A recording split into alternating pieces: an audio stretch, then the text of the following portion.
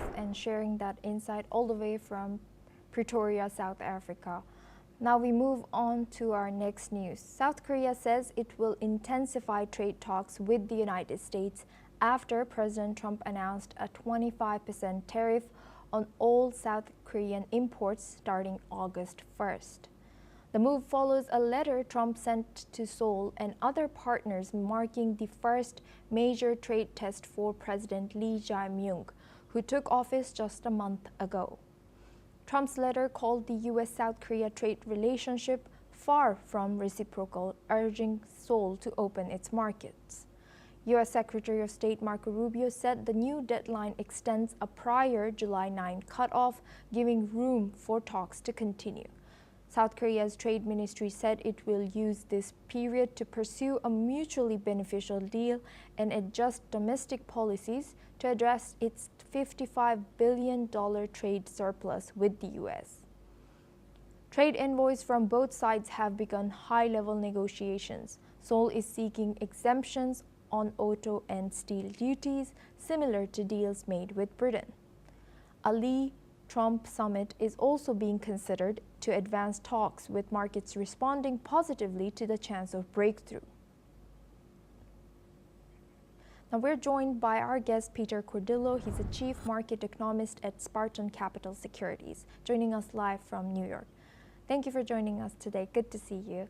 Given South Korea's $55 billion trade surplus with the U.S., what are the key factors behind the U.S. decision to impose a 25% tariff, according to you? Well, I think, President Trump is trying to conclude these trade deals, and so far they haven't been all that successful. And of course, he imposed 25% extra tariffs on imports from Japan and South Korea. And I say that they weren't successful because back in the early stages, when President Trump announced the trade war, Japan tried to get very close to President Trump and basically had agreed to invest over $1 trillion in the United States, and that sort of basically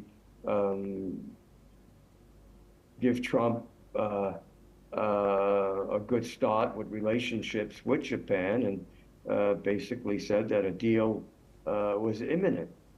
But apparently that promise never came to fruition, or it might be have been placed on the sidelines.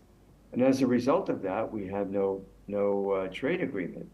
And so, Trump has been basically postponing the dates of which the tariffs would go into effect. And he did that just the other day with the hopes of obviously getting trade deals done and trying to put an end of this escalation of the trade war.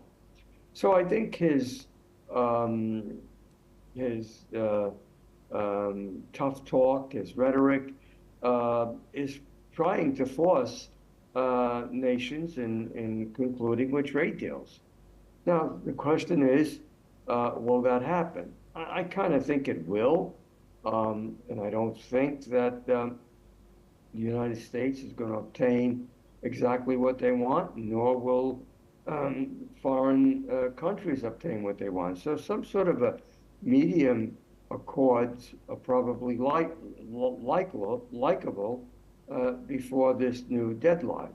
And so in the meantime, the escalation of a harsh stand, of imposing even greater trade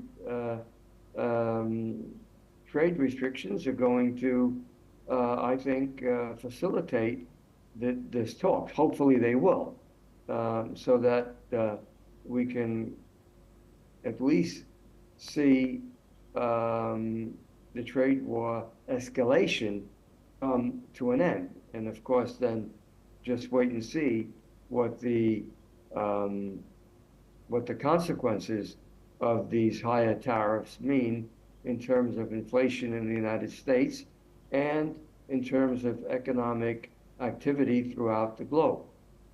And Peter, now looking at a broader lens, how do these intensified trade talks reflect broader trends between US and Asia trade relations? And what might this mean for future trade agreements or tensions between US and the region? Well, like I said, there, these threats by Trump are probably going to be softened as we go by. But of course, that means that Asia has to come up with some sort of terms. And of course, we've heard from China just within the past 24 hours wanting Trump, and I think that this rhetoric will continue. But I believe that trade deals will be made, and we saw that with Vietnam. So maybe now Japan and South Korea will be the next to put forth some sort of a plan that might be acceptable to the United States. And we have kind of maybe just assuming here at this point, but what role could a summit between President Lee Jae-myung and Donald Trump play in resolving this trade dispute? And what outcomes maybe can we expect from? Well, look, it depends, and if 10% tariffs are imposed, and they can manage to eliminate the other tariffs that President Trump has suggested, then it's a question of waiting and see. And of course, it becomes also a geopolitical concern in a sense that these steep tariffs, if they were to go into effect, that could cause disability within the regions, within the Asian regions, and that would be another major concern. So not only do they have economic implications, but they also have geopolitical implications. So I kind of think Asia knows that, the United States knows that, and so I think it's just a matter of time before deals are made where we can avoid both economic and geopolitical escalations, and of course political uncertainties as well. Thank you very much, Peter Cordillo, for joining us and sharing your insight as a Chief Market